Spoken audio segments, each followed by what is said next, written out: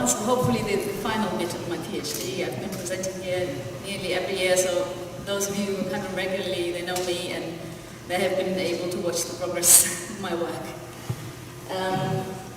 I'm concerned with formalizing vocal production.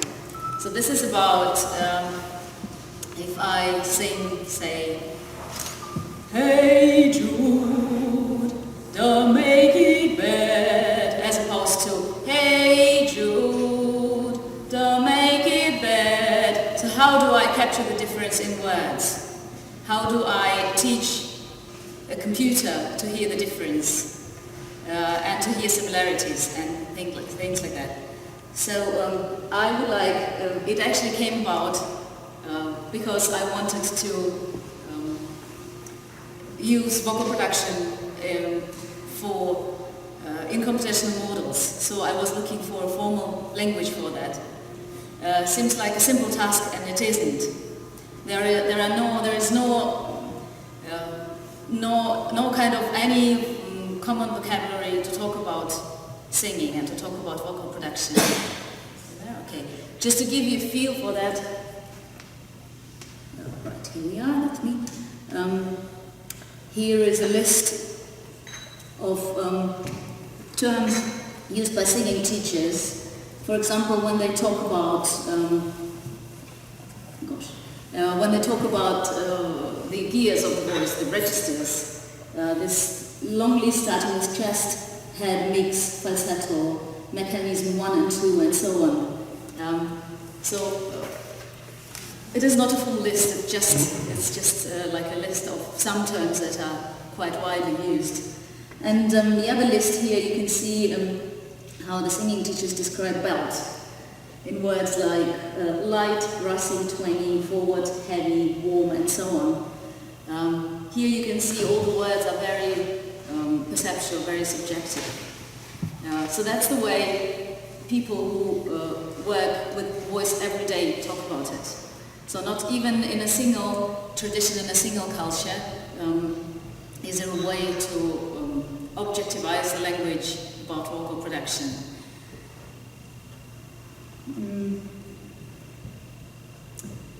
I like the analogy to the physical maps very much. So we all who work with the voice, we all have kind of a map of the vocal apparatus, of the process of vocal production.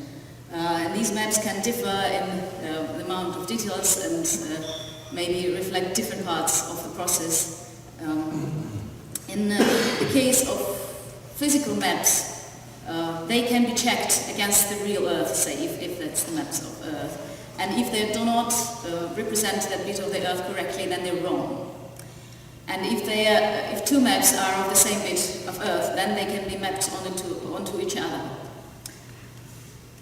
And this is not the case with the vocal maps, because the real thing is hidden within our throats. And there is no easy way to actually look, to observe the process of vocal production when it's happening. So what we have are just the maps, but not the real thing. And the question is whether we can, having different maps of that, whether we can reconstruct the real thing well enough for our purposes. I've looked at 3 different maps of vocal maps, which have been very influential, say in the last 100 years. One coming from ethnomusicology, one coming from voice science, and one coming from singing education. The cantimetrics, I've talked enough about it in the previous years. Cantimetrics was a project by an American ethnomusicologist, Alan Lomax.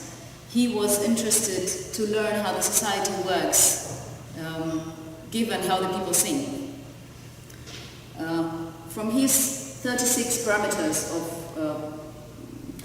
performance practice, singing performance practice, 13 deal with some different aspects of vocal production. Here you see a couple of them: volume, pitch, rasp, nasality, glottal shape, vocal width, vocal tension.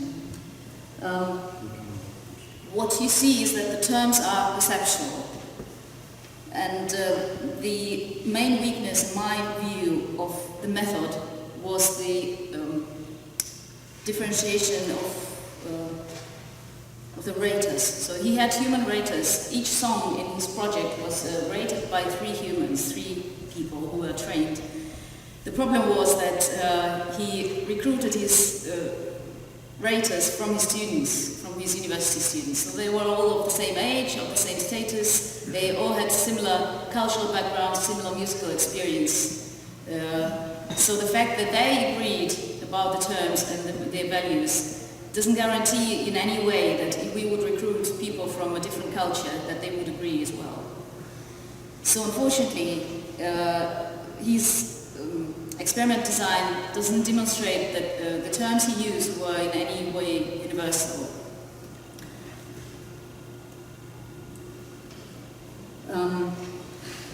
The other vocal map comes from voice science by the father of the singing voice research, Johann Sundberg. In his seminal book from 1979, he formalized the notion of phonation modes, where the terms are widely used by phoniatricians and SLTs, so in the medicine. What he did, he related them to physical processes, to the aerodynamic processes of the voice source, in particular to subglottal pressure and transglottal airflow. So how much pressure you build up under the vocal folds and how much air escapes. And the phonation modes we're talking about, the ones widely used are breathy, sound, neutral, and pressed. So is breathy, is pressed, and everything else in the middle is kind of neutral. This work is based on the so-called source filter model, which is a linear model of vocal production. So we have the air from the lungs brings vocal folds to vibration, which makes the sound, and then the sound travels through your vocal apparatus and is filtered by the form of that apparatus. So depending on the form that you've made, it is filtered in a particular way. And the assumption is that the source and the filter do not influence each other. This is a very good model. All our mobile phones work on that. But as we will see later as well in the talk, there are non-linear effects when the form of your vocal apparatus affects the vibration of the vocal folds. So that does happen, and this is probably why the singing doesn't sound particularly good on mobile phones.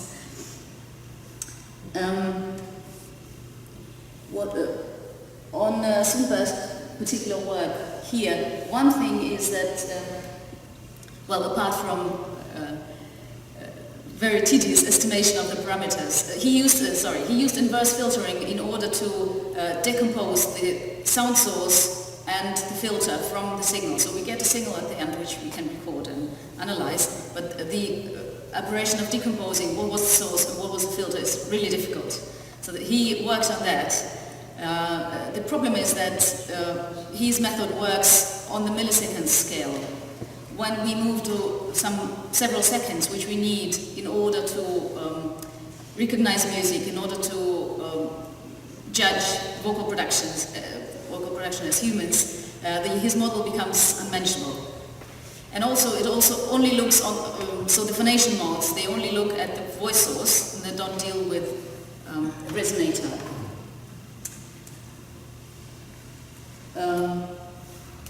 The next model comes from singing education. Jo Estill was an American singer, educator, and voice researcher, and she suggested a model which influenced the modern singing teaching immensely. What she did was, her idea was that we isolate different physiological blocks. We learn to control them separately, and then we put them together into different singing styles. So kind of a Lego process. Yeah. So if you know how to move your larynx, if you know how, say, to tilt your thyroid and all other things, then you can combine them in the way you need to build the style you want. Here you can see a little bit of the terms she used. Her model, as I said, has been, remains very, very influential in singing teaching. It is quite simplistic, particularly well, we don't know if we can actually isolate the physiological blocks from each other. There are also many other assumptions she did which are controversial among voice researchers. But I think that was one of the greatest insights of the 20th century in terms of singing, what she had.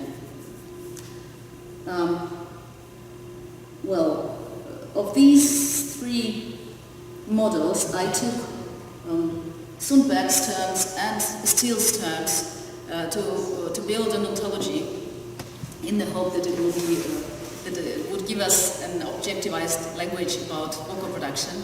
The cantometrics terms I thought were too perceptual to use, so I left them out. With some minor additions, the ontology that I put together is based on phonation modes and on Steele's terms. So altogether 13 descriptors that I have.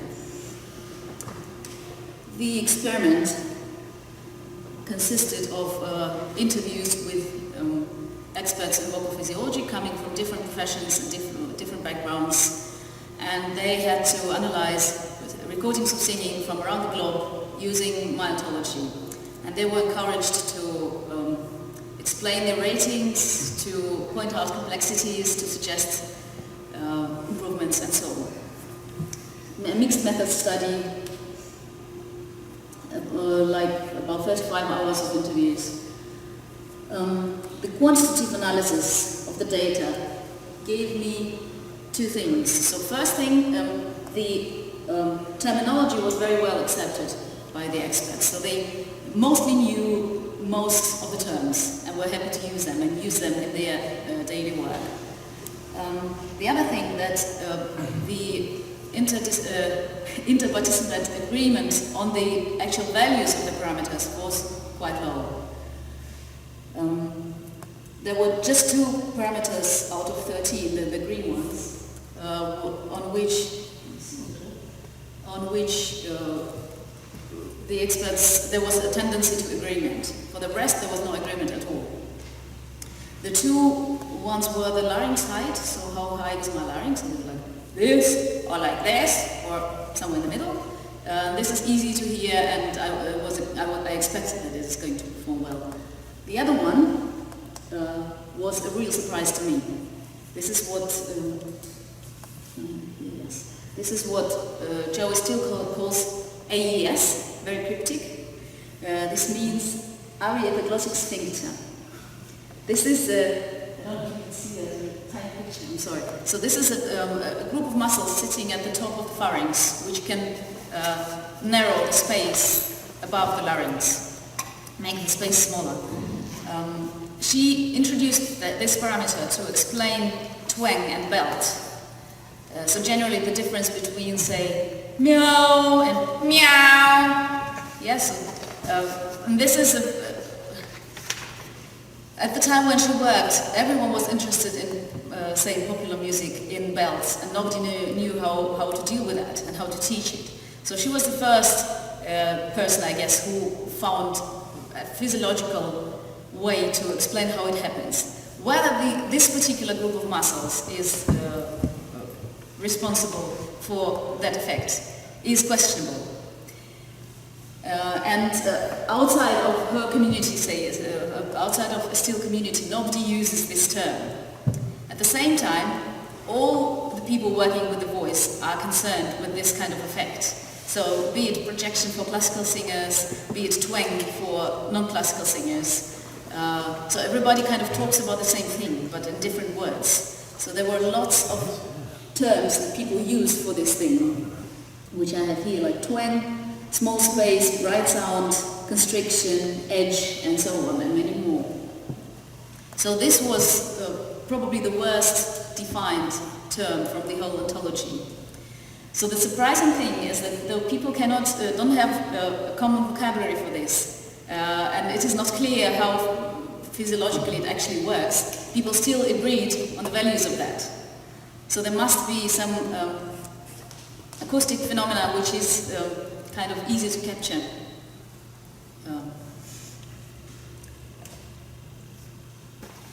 So the surprising thing for me,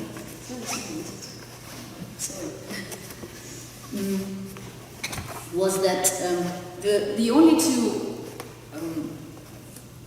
descriptors from my ontology which performed well in terms of agreement are kind of related to the cantometric term vocal width, vocal tension, which I thought was the most problematic of the whole cantometric thing.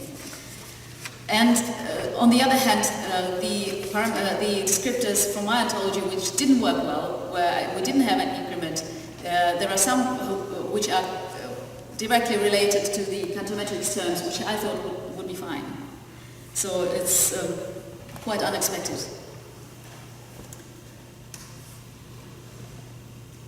Last year I gave you an overview of the qualitative analysis I did of the interviews and what people actually said. What I would like to do today and the rest of the time is to show you the meta-analysis of that analysis. So in these interviews some common themes emerged which I think are the most important to explain the agreement or non-agreement among people about the terms, which they all accepted but seem to put different meanings into.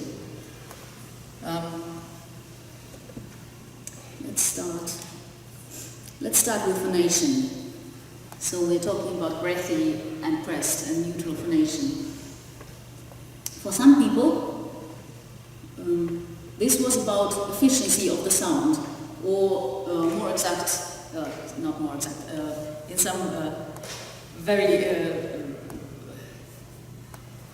in some cases it was even about people singing wrong, okay, so in the ways which are not accepted by whatever community. For example, this guy says, the term pressed phonation to me infers constriction. I'm absolutely not hearing that there. This is a very efficient sound. So for him it's about efficiency. I wonder how many people would label it pressed phonation because it's unpleasant and out of tune. For other people, this was very much about vocal health issues. Almost pressed phonation, but probably caused by age-related vocal health issues like reflux or a condition of the laryngeal tissue.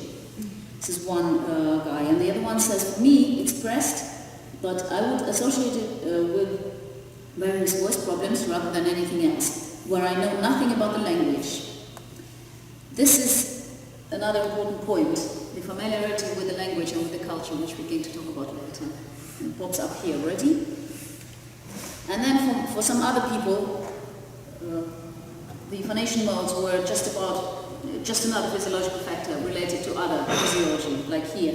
This is not a pressed sound, it is all quite relaxed, in particular because the vocal folds are thin. So we see that people interpret the same terms, phonation modes, differently. Here we have a very clear indicator because the confidence of the raters in the rating was very high. They all thought they know what they're talking about, but they were talking about different things. Therefore, we have our first emergent theme, which is differing interpretations of terminology. Let's move on. Let's have a look at register and vocal folds vibration mode. This is the most basic description of vocal production. This is the gears of how the vocal folds vibrate. Here we have another instance of different interpretations. For one researcher, registers and vocal folds vibration modes was the same. So she would actually map it straight one onto the other. For the other researcher, he imagined it as observed by means of different instruments. So again, we're with different interpretations. Here's another thing. Joe Still talked about the gears of the vibration of the vocal folds. So the vocal fold vibration mode is her term, and she thinks about it as a continuum between thick vocal folds and thin vocal folds, and you can adjust this parameter independent of pitch. For example, thick vocal folds will sound like this. Thin vocal folds will sound in this case, when you go up, for example, or by any other means the vocal folds are lengthened, they become thinner. So they are longer, thinner. This is just this one parameter. One of our experts disagreed with it. He said that there are two dimensions. Apart from length, there is also the weight of the vibrating part of the folds. For example, if the folds are relaxed, are lax, then the vibration starts at the edges, and then it travels into the folds just slightly. So the vibration stops somewhere within the folds if they're relaxed. If the vocalis muscle is activated and stiffened, then the folds vibrate as a whole thing. So they become heavier. And in the case when the vocal folds are lengthened and become thinner, you can adjust the weight to counteract the thinning out of the folds. So for him it's two dimensions. And this is a significant difference. So he understands the underlying physiological mechanism differently than they still. And this gives us our second common theme. Differences in understanding the underlying physiological mechanisms. So it's not just about interpretation, this is the different reality that we see. In some cases, it's just difficult. For example, this first guy describes singing from Southeastern Asia where the singer probably feels that she has thick folds, but it's not the case because this feeling comes rather from the impedance than from the activity of the folds. So this is the case where the resonator, the supraglottic part of the apparatus, affects how the vocal folds vibrate. This is a non-linear case. Or another situation, or the last case, that was very striking. We had one of the experts was analyzing a recording of singing, a gamelan recording from Indonesia, and it sounded really very high singing. And well into the analysis, she decided to check the actual pitch the girl was singing on. When she checked, the pitch was about an octave lower than she expected. That was a real shock, to be honest, to me as well at that point. So she had to start from the beginning because the whole analysis is affected by that. And when a different expert heard this recording, she had more experience in Southeastern Asian singing, so she pinpointed straight away. She said that, what did she say? Because of the high larynx, you get a feeling it is very high, but it's not. So our next common theme is that we just sometimes have difficult, ambiguous physiological configurations, and you can't do anything about it. And this is reflected in low confidence scores, so the people usually know that they're not sure. Okay, back to our favorite AES, areoglottic sphincter. Here again, as I mentioned before, there are differences in how people understand the physiological mechanism of the twang. So I still introduced AES, the areoglottic sphincter, as the muscle group responsible for that twang sound. One of our experts didn't agree with her. He said that this effect is produced by shortening the vocal folds, so by the voice source. And also there is another group called middle constrictor which is involved, which actually does the narrowing of the supraglottic space. And he again mentions the nonlinear effects here. So since we have, it's like singing through a straw. So when you have a small space above the larynx, the vocal folds, well, it affects the way the vibration happens. So there was another example of differences in the physiological mechanisms. And another very important point, some of the experts pointed out that there are sometimes different strategies to achieve the same sound. the same acoustic result. One of our participants did a study on singers producing bright vowels as opposed to darker ones. So she describes what people did to make the vowels brighter. Some people were narrow, some people brought larynx up, some people actually brought the velum in. They all did all different maneuvers inside to shrink the space. Some of them were very visible in the mouth, but in some of them the mouth remained the same, but the sound changed because the inside structures changed. The epiglottic sphincter changed in most people, but not in everybody. I think this is an extraordinary account. Anyway, our next common theme is the different physiological strategies for the same perceptual result. So let's see where we are. We have different interpretations, different physiological strategies, differences in understanding the physiological mechanisms, and just really difficult situations where we don't really know. There's one more thing that popped up already, and I think this is one of the most important ones, which is familiarity with the musical culture and the language. So this seems to have a crucial influence on how people judge the physiology from the sound. If people know the music, the sound, the language well, they perform much better. If they don't, well, I would like to give you just a couple of citations. Let's move on. For example, here. This is this very experienced guy with 45 years of experience of operating on the larynx.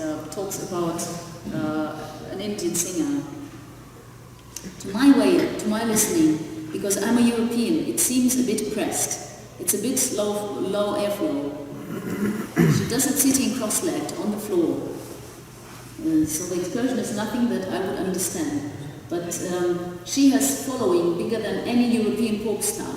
She's done it for 50 years. She does it 5 hours a day. Who am I to say it's a bit pressed or it's a bit whatever? And to finish it off, a very nice summary by another participant. All of our impressions of voices are actually culturally located as well as physiologically located. Given different linguistic patterns, I'm going to have different sorts of capabilities. And that's something I found out when I've been teaching and traveling. What we previously thought about the voice is actually very, very much based on Western lyric vocal production and Western speech patterns.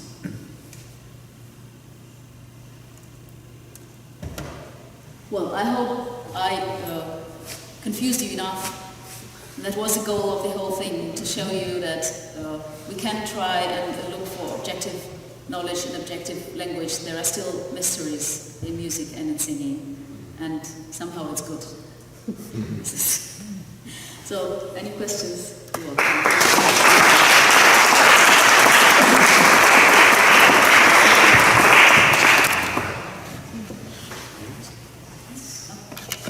Polina, it looks like there are a lot of speculations about how the voice actually produces what we hear, but there seems to be very little attempts to test those hypotheses which have developed over the time. Is this correct or not? For example, you mentioned the linear model. You could test this very easily, I mean, by just picking up the sound signal at the source and then picking it up somewhere away, and if it's linear, then the spectral ratio should be constant.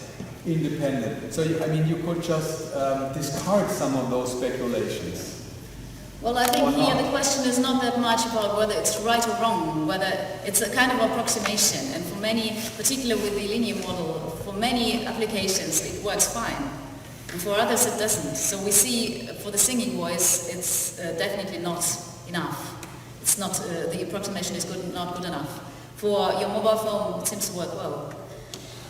Can I have another question? How about acoustical measures like sensory roughness? Have you considered those as also parameters in your ontology?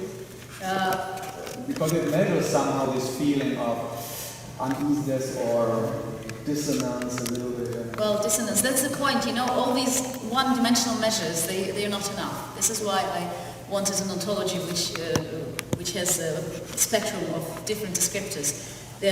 These roughness descriptors, they are very much, or to some extent, they come from the medical area where people are concerned with voice disorders, which again gives a very different direction to what we are doing here, but that might be an interesting one. It's important not to stay with one particular picture, one particular dimension. It's important that we have a lot of variation there.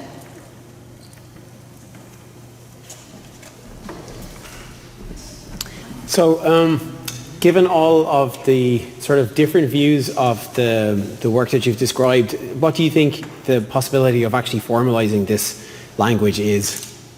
Is there any hope? I think it depends very much on the application, what you need. Because what you see from this discussion is that we actually don't know many things about how the voice works. There are some things we know and some things we can advance about.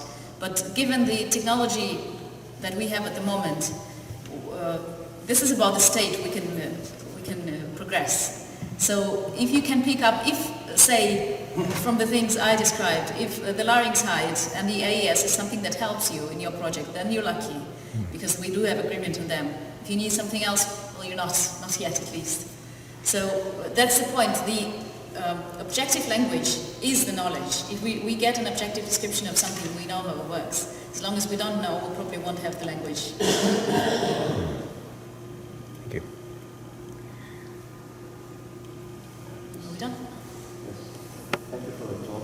Out of curiosity, you mentioned in the slide, was that something about the lady who was practicing 5 hours per day cross-legged? What type of singing was that? This is a Canadian singer who is, I don't know whom he was talking about exactly, but this must be someone who is very famous there. And his point was that maybe he can characterize her singing in this way or that way. As long as she is able to do it for 50 years, 5 hours a day, she's comfortable with it. And if he describes it as a bit pressed, well, what does it say? We with our European ears, we hear it in one way, but people in the culture hear it differently. So. Based on your studies, one final thing, I'm sorry. Based on your studies, has there been a correlation between the position of the body while someone sings and what they produce? Say it again. Between the position of the body when someone sings and what they sing. So, for example, we know that in music they tend to be on a chair. Does this influence? Yes. Is this related to your ontology somehow? It is not. I'll tell you in a second why. So, in the still model, this is one of the parameters. So for her, it's important she works with that. In my case, I was working with recordings, with audio recordings, so we don't see the singer. Okay. Thank you. We don't know. All right. Thank you very much, Polina.